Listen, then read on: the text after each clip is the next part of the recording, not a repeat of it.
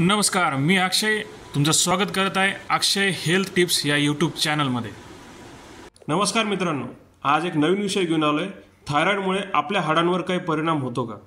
जर तुम्हाला किंवा तुमच्या जवळच्या कोणी नातेवाईकाला हा प्रॉब्लेम झाला असेल तर हा व्हिडिओ शेवटपर्यंत नक्की बघा आणि आपल्या आरोग्याची माहिती नक्की मिळवा।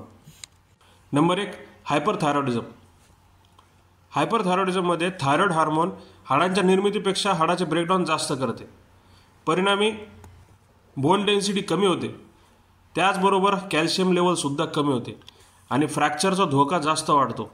हाडे ठिसूळतात आणि हाडे कमकुवत होतात। Number 2, hypothyroidism. हायपोथायरॉइडिझममध्ये थायरॉइड हार्मोन हाडांची निर्मितीकडे जास्त लक्ष देते, त्याचप्रकारे हाडांची रिमॉडेलिंग आणि नवीन स्ट्रक्चर तयार होते। पण लहान मुलांमध्ये हाडांचं ग्रोथ इम्पेअरमेंटचा प्रॉब्लेमसुद्धा होऊ शकतो। नंबर 3, थायरॉइडच्या औषधांचा प्रभाव।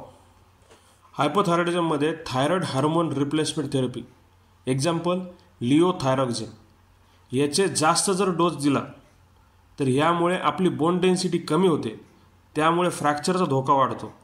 म्हणून आपल्या बॉडीमध्ये थायरॉइड हार्मोनचं बॅलन्स राहणं जरुरी आहे। नंबर 4, थायरॉइड आणि व्हिटॅमिन डी।